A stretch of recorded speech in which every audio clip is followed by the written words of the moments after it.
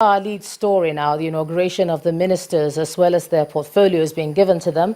Joining me now to discuss this is a professor of international law and jurisprudence, Professor Akin Oyebode. Thanks a lot for joining us, Professor, on the News at 10. Okay. Well, I remember the last time you were here, you had spoken about the seeming slow pace of government. The ministers are in place now. What do you think? Well, it took a long time coming, 6 months or thereabout. And it seems the more things change, the more they remain the same. The list of ministers, to me, looks like a mixed bag. You have some very brilliant and interesting people with tremendous antecedents, and some a little bit less so.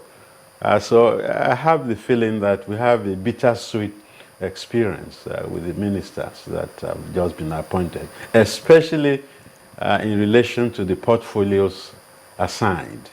That would be my prefatory remarks on these ministers. We'll get to that. But some of those ministries have been merged, and we now have 25. Do you think it would make a difference now? Well, the government came in with a promise of change, that things must not remain what they've been hitherto. And because of the paucity of funds in the Nigerian economy, there's a deliberate attempt to save funds by merging ministries that can be merged and doing away completely with ministries like that of the police, for instance, which we don't hear of anymore.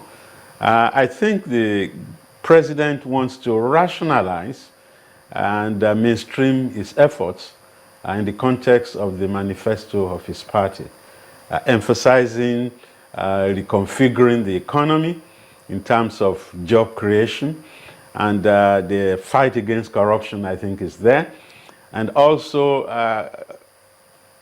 building the infrastructure, social infrastructure that has gone into tatters before they came on board.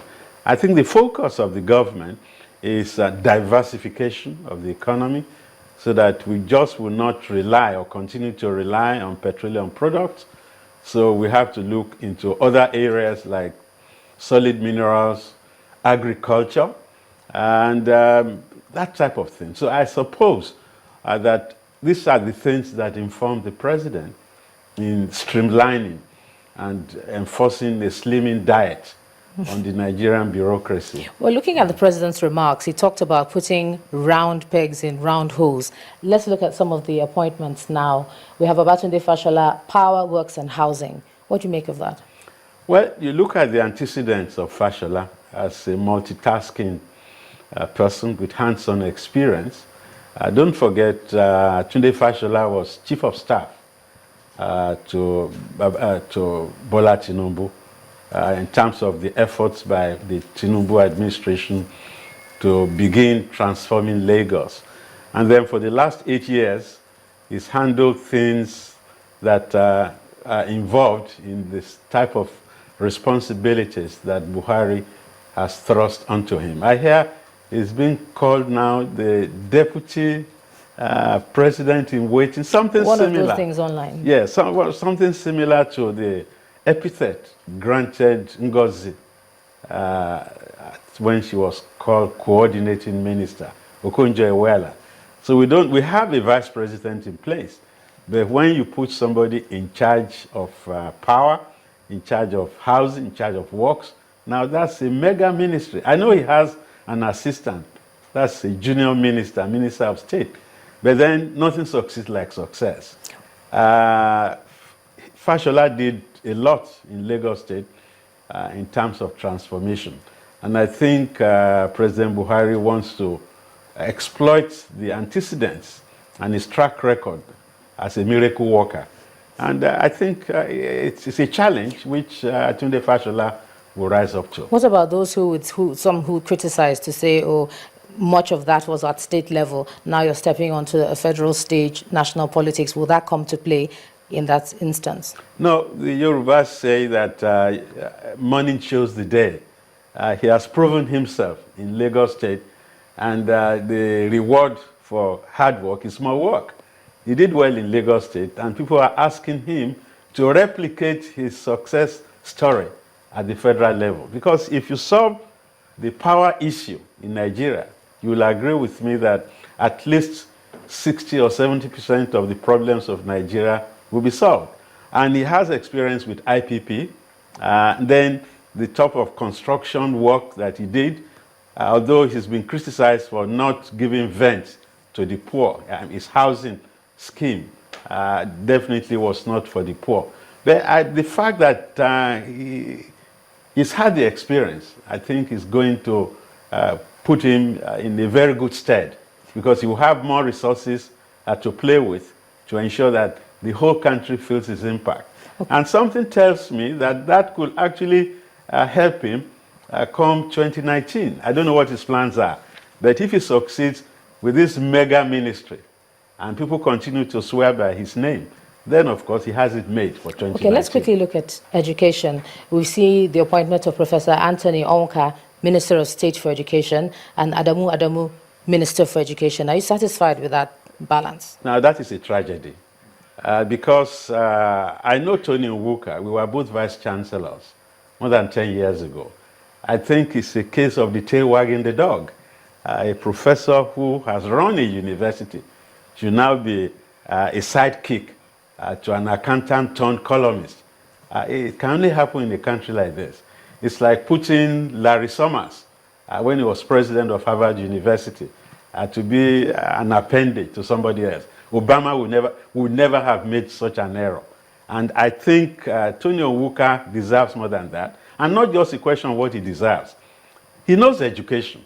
I don't know what expertise or knowledge or track record Adamu. I used to read him in the New Nigerian many years back.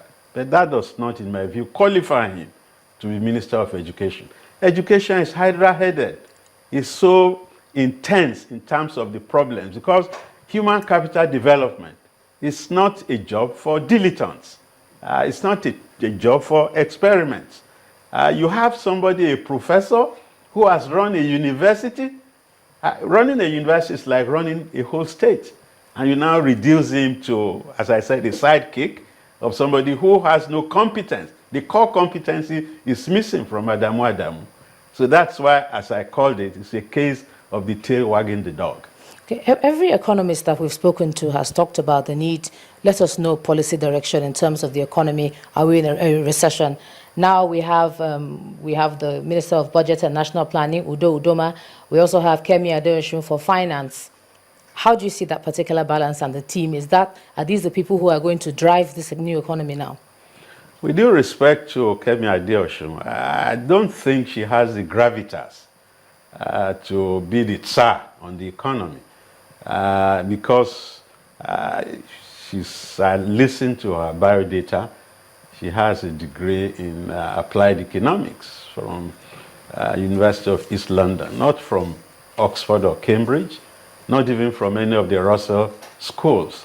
But the fact that she worked in Ogun State and worked with an investment outfit in Lagos does not give me sufficient confidence that she could handle the Nigerian economy. In fact, Udo Udoma, my friend, is a lawyer, although he's been a corporate player. He's been chair of USC, he's been chair of SEC, so he has experience of how the economy works. Maybe what the president will need and will require is a team of hardcore economists that might work behind the scenes to help them formulate policy.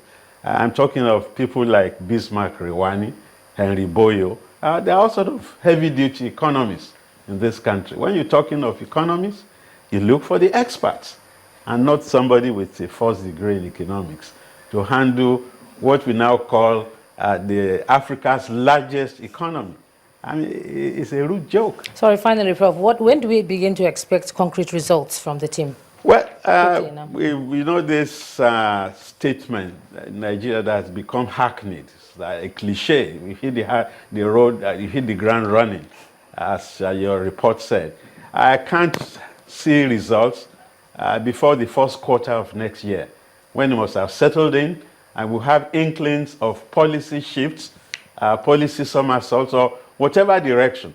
And it's my hunch that before too long, President Buhari might need to do a review of the allocation of ministries. I'm talking of rejuggling and rejigging at the cabinet. So a cabinet reshuffle, in my crystal ball, is not far-fetched at all. Professor of International Law and Jurisprudence, thank you so much for sharing your thoughts with us on the